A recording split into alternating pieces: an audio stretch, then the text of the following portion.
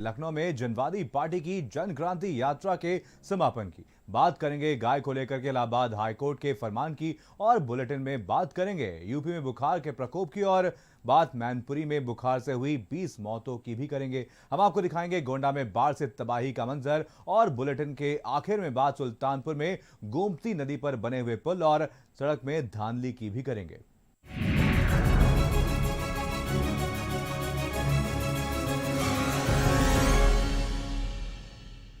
लखनऊ में जनवादी पार्टी की जनक्रांति यात्रा का समापन हो गया है। भाजपा हटाओ प्रदेश बचाओ यात्रा के समापन समारोह में मुलायम सिंह यादव भी शामिल हुए और सपा की जीत का ऐलान कर दिया। रिपोर्ट देखिए।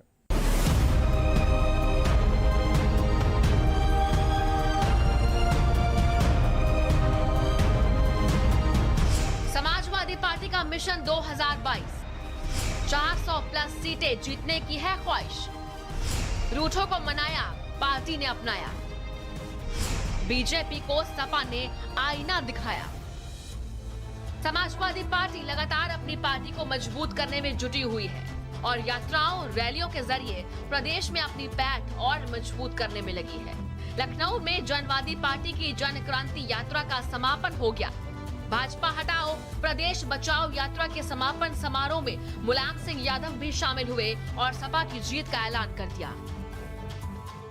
जो नेता है और कार्यकर्ता है जागरूक हैं, इसलिए आप प्रयास कर रहे हैं समाजवादी पार्टी के लिए।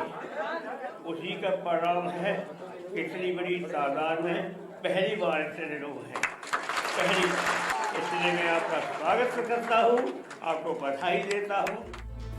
पार्टी कार्यालय में बुंदेलखंड से विधायक और पूर्व मंत्री रहे स्वर्गीय विवेक सिंह की पत्नी ने सपा का दामन थामा। सपा सुप्रीमो अखिलेश यादव ने खुद सभी को सपा की सदस्यता दिलाई। बुंदेलखंड में सपा को मजबूती देने में विधायक की भूमिका रहेगी। इस दौरान अखिलेश यादव ने इस बार 400 से ज्यादा सीटें जीतने का भी ऐलान कर दिया है। ये यात्रा जिन जिन जिलों से होकर के आई है वहां पर भारतीय जनता पार्टी का सफाया हो जाएगा। भारतीय जनता पार्टी ढूंढेगी कि उनके प्रत्याशी कहां हैं। इसीलिए समाजवादियों ने कहा है कि अब की बार 400 पार, क्योंकि जनता में इतनी नाराजगी है जिसकी आप कल्पना नहीं कर सकते। जनता एक दिन भी भारतीय जनता पार्टी की सरकार को देखना नहीं चाहती। सपा सुप्रीमो अखिलेश यादव ने प्रेस कॉन्फ्रेंस कर बीजेपी सरकार पर भी जमकर निशाना साधा। महंगाई, पेट्रोल, डीजल और रसोई गैस के बढ़ते दामों के साथ बेरोजगारी, किसान के मुद्दों को लेकर भी चौतरफा घेरा। हिंदी में क्या शब्द कहूं कि नेताजी जब आ गए हमारे कार्यक्रम में, हिंदी में मुझे कोई शब्द नहीं मिला, इसलिए अंग्रेजी का ही मुझे बोलना पड़ रहा है कि आइसिंग ऑन द केक। अब हिंदी में कोई अच्छा शब्द हो तो बताओ। सोने पे सुहागा, सोने पे सुहागा। नेताजी के आने से शोभा बढ़ी और रौनक हमारे कार्यक्रम की बढ़ गई। किसानों की आय दोगुनी नहीं हुई, किसान की पैदावार की आय दोगुनी नहीं हुई। भारतीय जनता पार्टी ने जहां किसानों का कर्ज माफ करने का कहा था और वहीं कहा कि जो पैदावार होगी, उसकी जो आय होगी किसान की, उसको हम दोगुना कर देंगे। तो किसानों की पैदावार की आय तो दोगुनी नहीं हुई, लेकिन सिलेंडर कितना हो गया, दोगुना हो गया कि नहीं हो गया। जब सरसों का तेल महंगा हो गया तो सोचिए क्या जवाब दिया था भारतीय जनता पार्टी की सरकार ने। उन्होंने, सरकार के लोगों ने जवाब दिया कि सरसों के तेल में मिलावट हम नहीं कर पा रहे हैं, इसलिए महंगा है। बताओ, भारतीय जनता पार्टी के लोग मिलावट करके चीजें सस्ती करना चाहते हैं। और अपना सिलेंडर नाप के रखना, अगर कभी कीमत कम हुई तो हो सकता है उसमें से ये भारतीय जनता पार्टी है जो गैस भी निकाल देगी सिलेंडर की। समाजवादी पार्टी ने पिछले दिनों कई रूठे नेताओं को मनाकर फिर से पार्टी ज्वाइन कराई है, तो वहीं प्रदेश में 2022 के विधानसभा चुनाव में जीत का ऐलान भी कर दिया है।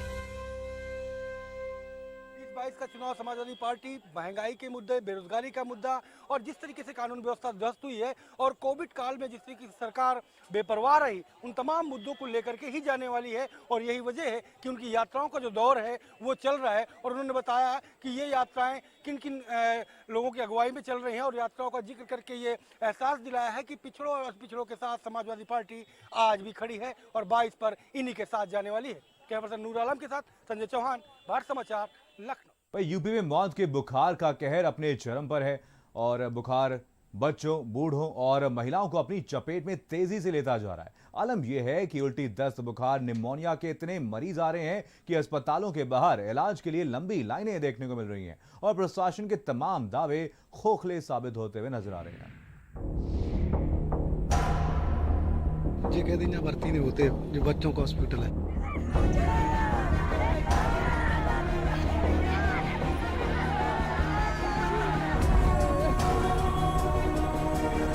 क्यों नहीं करने दे रहे? वो सर को नहीं, वो सर से क्यों पूछे? आप यहाँ के इंचार्ज है ना, वो तो पुलिस सुरक्षा में लगी है, तो आप हमें अंदर जाने देंगे नहीं जाने देंगे? नहीं जाने देंगे। बढ़ते बीमार, डेंगू से हाहाकार, कई जिलों में काल बना जानलेवा बुखार, प्रशासन की तैयारी अधूरी, इलाज के लिए भटकने की मजबूरी। यूपी में मौत के बुखार का कहर अपने चरम पर है। पश्चिमी यूपी से शुरू हुआ ये बुखार अब धीरे धीरे प्रदेश के कई जिलों को अपने जाल में फंसा चुका है। अस्पतालों में जगह कम पड़ रही है और इलाज के लिए लोग भटक रहे हैं। अस्पतालों के बाहर लंबी लंबी लाइनें लगी हैं और बुखार से मरने वालों का आंकड़ा भी मरीजों के जैसे ही हर रोज बढ़ता जा रहा है। यूपी के कई जिलों में डेंगू का भीषण प्रकोप, फिरोजाबाद में 6 की और मौत का आंकड़ा 60 पार। फर्रुखाबाद में 6 गांव में प्रकोप, एक हफ्ते में 4 की मौत, करीब 400 बीमार। मथुरा में अब तक 14 की मौत, कानपुर में करीब 300 बुखार की चपेट में। हैलट के बाल रोग विभाग में लंबी लाइन, कन्नौज में भी तेजी से बढ़ रहे मरीज। फिरोजाबाद की इन तस्वीरों ने समूचे उत्तर प्रदेश को झकझोर कर रख दिया है। अस्पतालों के अंदर बुखार से तपते अपने बच्चों को देखकर माँ बाप परेशान हो रहे हैं, तो वहीं कुछ ऐसे बेचारे परिवारजन भी हैं जो अपने बच्चों को लेकर यहाँ वहाँ भटक रहे हैं, लेकिन उन्हें इलाज मयसर नहीं हो पा रहा और सरकारी अस्पतालों से लेकर प्राइवेट अस्पतालों के बाहर लोगों की लंबी लंबी लाइनें लगी हुई है। फिरोजाबाद में डेंगू मलेरिया का प्रकोप इतना भयानक है कि प्राइवेट क्लिनिकों पर लंबी लंबी कतारें देखी जा रही हैं। मेरे पीछे आप देख रहे हैं कि शहर के एक प्रतिष्ठित डॉक्टर हैं विवेक अग्रवाल जी, उनकी क्लिनिक पर दूर दराज से या आगरा तक के मरीज यहाँ पर आके उपचार पा रहे हैं। यहाँ सुबह 5 बजे से लोग आके बैठ जाते हैं नंबर के लिए और डॉक्टर सुबह से 10 बजे से लेकर रात के 11, साढ़े 11 बजे तक सेवा दे रहे हैं। तो भिंड, मुरैना, आगरा तमाम जिलों से यहाँ मरीज आ रहे हैं। मुझे लग रहा है सुबह से आप लोग भी खड़े हैं लंबी लंबी कतारों में। 2 दिन पहले आया था, 85 नंबर था, 3 बजे नंबर आया था मेरा। अच्छा, ऐसा क्या हो रहा है कि सरकारी में लोग जाना पसंद नहीं करते? आपकी क्या राय है? हमारा इलाज ठीक से नहीं होता, बराबर नहीं हो पा रहा, वहाँ इलाज वहाँ पूरी तरह सही नहीं हो पाता बच्चा। एक तरफ इलाज के लिए भटकते बच्चों के परिजन हैं, तो वहीं दूसरी तरफ फिरोजाबाद के मेडिकल कॉलेज ने तुगलकी फरमान जारी कर दिया है और अस्पताल में मीडिया के कवरेज पर पूरी तरह से रोक लगा दी है। देखिए, फिरोजाबाद के सौसैया मेडिकल कॉलेज में पूरी मीडिया खड़ी हुई है और यहाँ पर जो सिक्योरिटी इंचार्ज हैं उनका कहना है कि प्रिंसिपल मैडम ने मीडिया को प्रवेश से रोक लगा दी गई है। ये सीधा सीधा फंडामेंटल राइट यानी कि स्वतंत्रता के मौलिक अधिकार का हनन है और ये गार्ड साहब हैं और ये पुलिस के भारी पुलिस फोर्स भी तैनात कर दिया गया है। ये पुलिस फोर्स केवल मीडिया के लिए तैनात किया गया है, किसी अन्य व्यक्ति के नहीं। कोई यहाँ पाकिस्तान, ईरान, तुरान, अफगानिस्तान से आतंकवादी नहीं आ रहे। केवल मीडिया प्रवेश इसलिए रोका गया है क्योंकि वहाँ पर कल लापरवाही हमने दिखाई थी, मच्छरों का हुजूम दिखाया था, अस्पताल में स्ट्रेचर पर इलाज दिखाया था, एंट्राकेयर ना लगने वाले डॉक्टरों को दिखाया था। और क्या यादव जी प्रवेश क्यों नहीं दे रहे हैं आप लोग? मैं आपको क्या बता सकता हूँ? नहीं, आप प्रवेश क्यों नहीं करने दे रहे हैं? वो सर को नहीं, उन सर से क्यों पूछे? आप यहाँ के इंचार्ज है ना, वो तो पुलिस सुरक्षा में लगी है। मेरे को मत पूछो। तो आपसे क्या कहा ये तो बता दीजिए। मेरे को मना किया है। तो आप हमें अंदर जाने देंगे नहीं जाने देंगे? नहीं जाने देंगे। नहीं। फर्रुखाबाद जिले में भी रहस्यमयी बुखार का कहर मचा हुआ है। जिले के कई गांव इस बुखार की चपेट में हैं, तो 400 से ज्यादा लोग बीमार हैं। वहीं इलाज के लिए ग्रामीण दर दर भटकने को मजबूर है। यहाँ विचित्र बुखार से करीब 300 से 400 लोग बीमार चल रहे हैं। आइए हम दिखाते हैं यहाँ पर किस प्रकार से गंदगी लगी हुई है और गंदगी की वजह से लोग काफ़ी परेशान हैं। काफ़ी परेशानियों का सामना करना पड़ा। वहीं करीब 300-400 लोग बीमार चल रहे हैं। वहीं पर जो है 4 लोगों की करीब मौत हो चुकी है। ये बीमारी बहुत चल रही है। 4-5 आदमी डरा है, 4-5 मौतें हो चुकी हैं साहब। बहुत परेशानी है, अब पता नहीं कितनी मौतें और वहीं यहाँ में कोई बीमारी पता नहीं चल रहा है। यहाँ बुखार की बीमारी चल रही है और यहाँ लगभग 15 से 20 दिन यहाँ कम से कम बीमारी चल रही है और यहाँ से सब गांव वाले पीड़ित हैं। यहाँ इनका कोई इलाज नहीं हो रहा है। सरकारी समुदाय केंद्र से कोई व्यक्ति यहाँ आने नहीं आता, ना कोई जांच है, ना कोई इलाज है, ना कोई दवाई है। यहाँ सब लोग अपना प्राइवेट इलाज करा रहे हैं। मथुरा में बुखार का कहर रुकने का नाम नहीं ले रहा, जबकि अभी तक जिले में 11 बच्चों सहित 13 लोगों की जिंदगी को ये बुखार निकल चुका है। वहीं सैकड़ों लोग अब दहशत के साए में अपना जीवन काट रहे हैं। विभाग की मेडिकल टीम्स जो हैं वो अनवरत 24 घंटे वहाँ पर कार्यरत हैं। ग्राम कोह में भी 4 बेड का एक सेटअप वहाँ पर क्रिएट किया गया है। इसके अतिरिक्त CHC फरह में 8 बेड्स की व्यवस्था की गई है।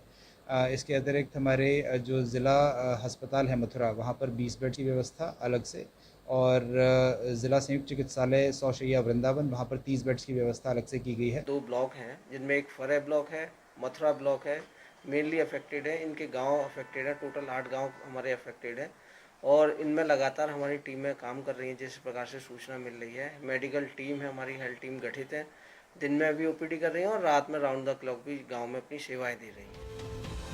उत्तर प्रदेश में डेंगू और रहस्यमयी बुखार बीते 2 हफ्तों में कई बच्चों को अपना काल बना चुका है और उसके बाद भी स्वास्थ्य विभाग की तैयारी नदारद नजर आती है।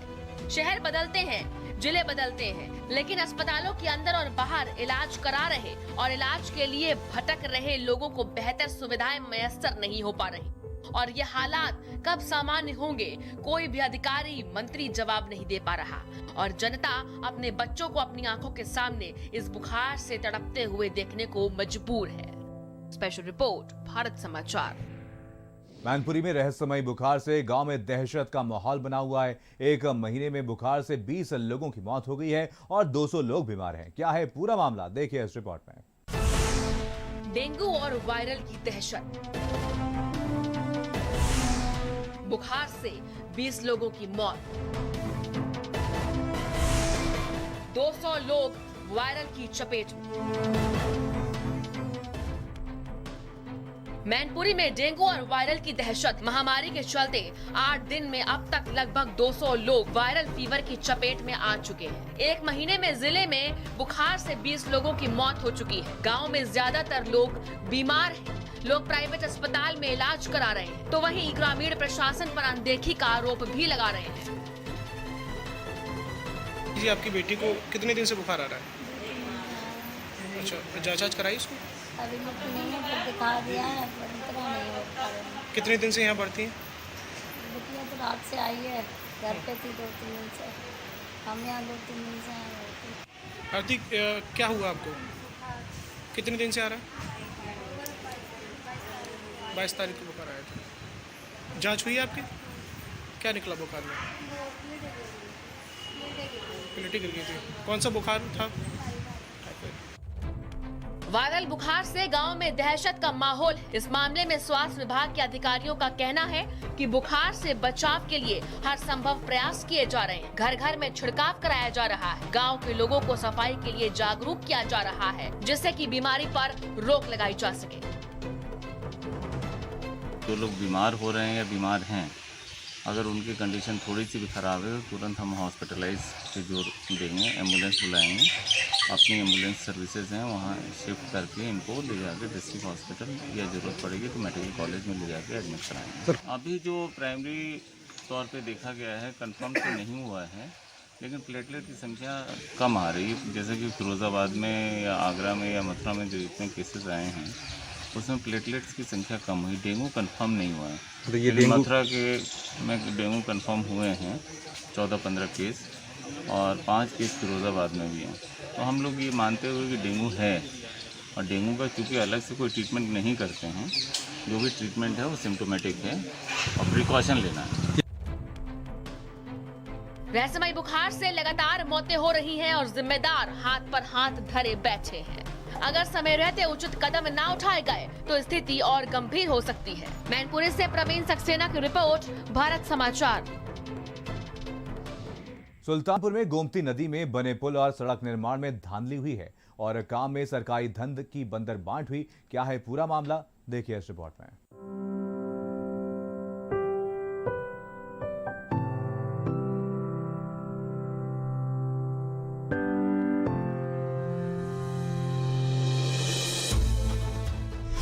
पुल और सड़क निर्माण में धांधली, सरकारी धन का बंदरबांट, खामियाजा झेल रहे हैं ग्रामीण। सुल्तानपुर में गोमती नदी पर करोड़ों की लागत से सेतु निगम द्वारा पुल का निर्माण करवाया गया और लोक निर्माण विभाग ने दोनों तरफ करोड़ों की लागत से सड़क निर्माण कराया। पुल और सड़क निर्माण में जमकर बंदरबाट भी हुआ। कुछ महीने पहले जिस गोमती नदी के पुल का उद्घाटन हुआ था, वो पुल दुर्दशा के आंसू रो रहा है। पुल के दोनों तरफ अप्रोच स्लैब न बनने से मिट्टी के साथ साथ बोल्डर भी कटकर बह जा रहे हैं। सेतु निगम और लोक निर्माण विभाग की लापरवाही और भ्रष्टाचार का खामियाजा राहगीरों को झेलना पड़ रहा है। अब तक दर्जनों लोग घायल हो चुके हैं। लोगों को जान जोखिम में डालकर सफर करना पड़ रहा है। पुल कब बनकर तैयार हुआ है? अरे भी 6 महीना हुआ बन तैयार। पुल की क्या हालत है अभी? अरे पुल की हालत एकदम खराब कंडीशन है। सेतु निगम वाले फ्री पैसा ले रहे हैं सरकार से। पुल अभी तैयार हुआ 2020 में और जो है आज पुल तो ठीक है, रास्ता बहुत खराब है। पुल बह जा रहा है नीचे, यहाँ बगल पीछे बह गया है, जो है यहाँ खड़े हैं, आगे भी बह गया है पूरा जो है पुल। भ्रष्टाचार की भेंट चढ़े पुल से ग्रामीणों को जोखिम भरा सफर करना पड़ रहा है। इस मामले पर पूर्व सपा विधायक अनूप सांडा निर्माण कार्य में धांधली का आरोप लगा रहे हैं। तो वहीं जब मामले पर एसडीएम रवीश गुप्ता से बात की गई तो उन्होंने सैंपल भेजकर जांच पर कार्यवाही की बात कही। इसके साथ ही उन्होंने तत्काल मरम्मत के आदेश भी दिए हैं। जो भी सड़क उसकी अप्रोच रोड बनी है उसमें निर्माण कार्य की गुणवत्ता में काफ़ी दिक्कतें हैं, मुझे क्षेत्रवासियों ने भी बताया है। मैं खुद भी उस सड़क से गुजरा था, उसमें कई जगह गड्ढे हो गए हैं। तो ऐसी स्थिति में जो जनप्रतिनिधि हैं, जो अधिकारी हैं, उनका दायित्व बनता है कि ऐसे कार्यों का निरीक्षण करें और उनमें अगर कमी है तो उनको दुरुस्त कराएं। वाला ब्रिज अभी रिसेंटली ही इनॉग्रेट हुआ है, उसके बनने तक तो उसकी काफ़ी लगातार निरीक्षण हम लोग द्वारा भी किया गया। हालांकि ये बात अभी नई संज्ञान में आई कि वहाँ पे गड्ढे हो गए, यदि हुए हैं तो फिर उसका जो सैंपल परीक्षण के लिए भिजवाया जाएगा और यदि उसमें कोई अगर मानक वाली बात है तो उस पर कार्रवाई की जाएगी और रिपेयर मोबिलिटी के लिए तत्काल करने का निर्देश अभी जारी किया। लाख दावों के बाद भी भ्रष्टाचार कम होने का नाम नहीं ले रहा है, जिसका खामियाजा आम जनता को भुगतना पड़ रहा है। अब देखना ये होगा कि जिम्मेदार भ्रष्टाचारियों पर कब नकेल कसते हैं और कब धांधली पर रोक लग पाती है। सुल्तानपुर से अनूप गुप्ता की रिपोर्ट, भारत समाचार। बाढ़ से मची त्रासदी कम होने का नाम नहीं ले रही है। अंबेडकर नगर और गोंडा में बाढ़ के कैसे हालात बने हुए हैं, देखिए इस रिपोर्ट में।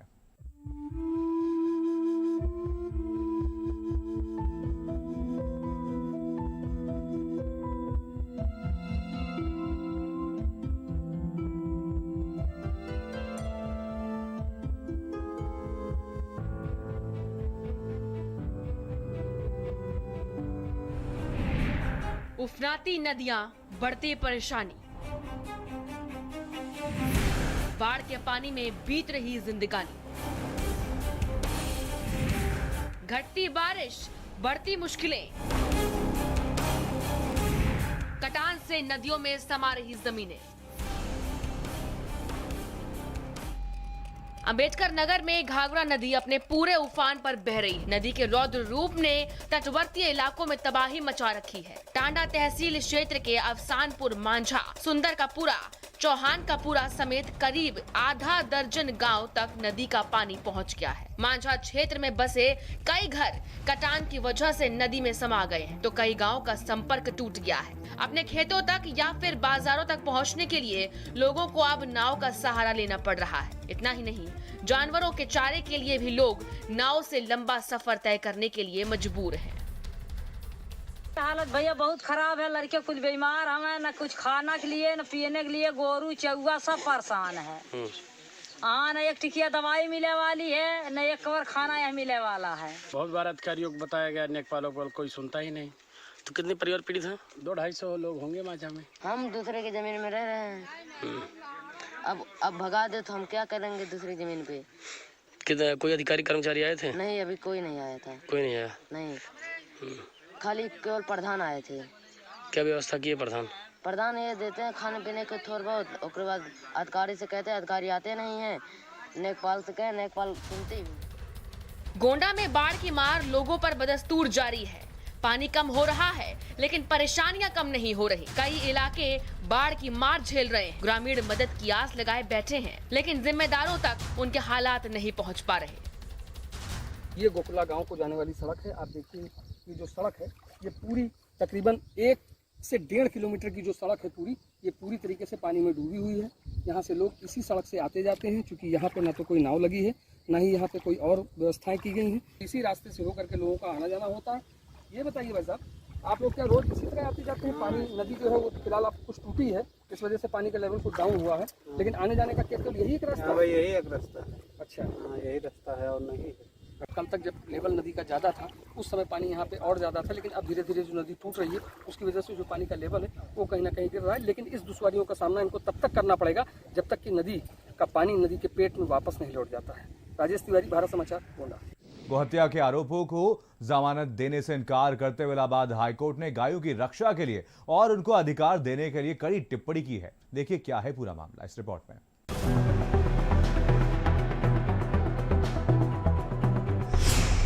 गाय का हो मान, हाईकोर्ट का फरमान, 2 मौलिक अधिकार।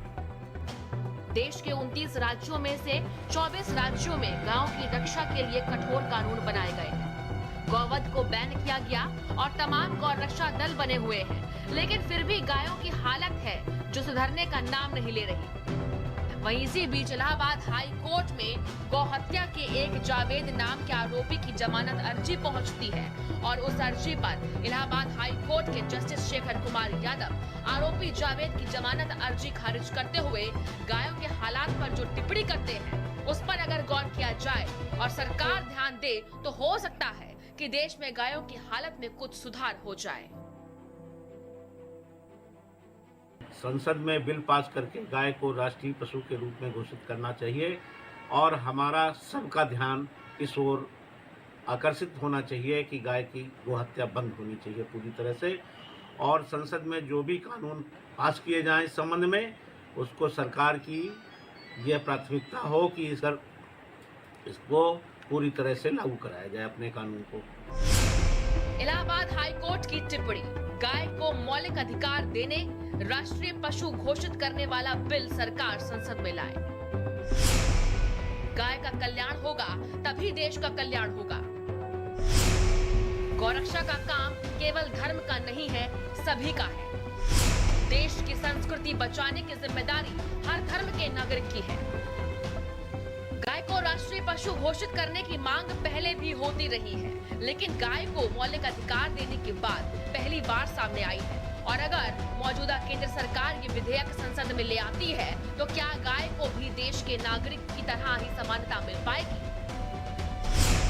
गाय को मिलेंगे नागरिकों जैसे मौलिक अधिकार, समानता का अधिकार मिलेगा, स्वतंत्रता का अधिकार मिलेगा, संविधान और मौलिक अधिकार मिलेगा।